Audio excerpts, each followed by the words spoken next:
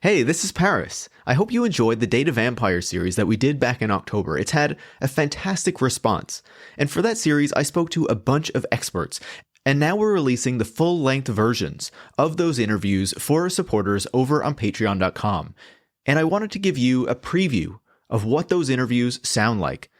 So you can consider whether to go to patreon.com/techwon'tsaveus, become a supporter yourself, so you can tune in to the full-length interviews. So you can learn even more about the important topics that we dug into in that special series. So enjoy this clip from my interview with Ali Alkhatib. There's been a lot of talk in the past year and a half about what effective regulation of AI is going to look like or should look like. A lot of debate about those things.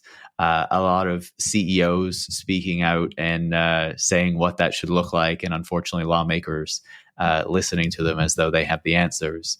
But you recently wrote an essay about destroying AI, taking one step further than that, than just kind of passing some regulations to try to, reduce the worst aspects of what these AI systems can do. What brought you to the point to write something like that and to take that further step? Yeah, sorry. So I've been studying human-computer interaction for about 10 years. Started a PhD program 10 years ago today, actually, or close to today.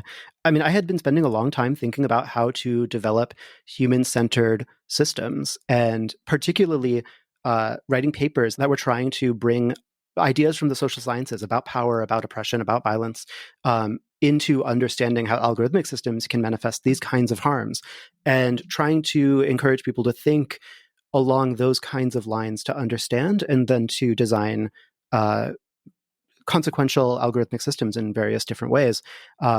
And part of my frustration was coming from the feeling that HCI was sort of not picking up some of that, although I suppose I should be grateful that a lot of my work has been very well received, especially sort of like in the quantitative and like sort of awards sense and everything like that. But it really just feels like a lot of the work that I had done sort of didn't sufficiently or didn't adequately address what was sort of a core problem with these systems in the first place, which is that if people are designing these systems to cause harm fundamentally, then there kind of is no way to make a human-centered version of that sort of system. In the same way, legislation that makes it slightly more costly to do something harmful doesn't necessarily fix or even really discourage tech companies that find ways to amortize those costs or kind of absorb those costs into their business model. One example that I think I've given recently in like conversation was that there are all sorts of reasons or all sorts of like kind of powers that cause us to behave differently when we're driving on the streets, because as individual people, the costs of crashing into another car or of hitting a pedestrian or something like that are quite substantial for us as individuals. But if a tech company that's developing autonomous cars is going to put 100,000 or 1,000,000 cars out onto the streets, it really behooves them to find a way to legislatively make it not their fault to hit a pedestrian, for instance. And so they find ways to sort of defer the responsibility for who ultimately caused that harm or who takes the responsibility for whatever kind of incident or whatever.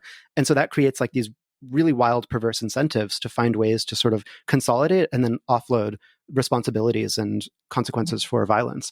And I just don't see a good way with design out of that, or even with a lot of legislative solutions and everything else like that. And so I kind of wanted to explore what I thought was a somewhat a not overly provocative suggestion, which was that sometimes a person will encounter an algorithmic system and it is not going to stop hurting them, and they will not be able to escape the system. And given those two facts, I think it's pretty kind of obvious that it is reasonable to start dismantling the system, to destroy it. And I'm not saying like we should necessarily destroy everything that has silicon in it or something like that, although I'm sure there are probably people that would argue that, and I'd be happy to hear them out. But it doesn't seem radical to me to say, if you can't leave a system, if the system is harming you, if you can't get it to stop hurting you, there really aren't that many other options. And like, I think it's reasonable to say you don't have to take it. You don't have to continue to be harmed. And if it forecloses on all of the other possible avenues that you have, then one of the avenues is, that we sometimes don't like to talk about, is to start destroying the system. If you found that clip intriguing, go to patreon.com/techwon'tsaveus, where you can become a supporter, support the work that goes into making the show, and get the full-length version of that interview. Thanks so much.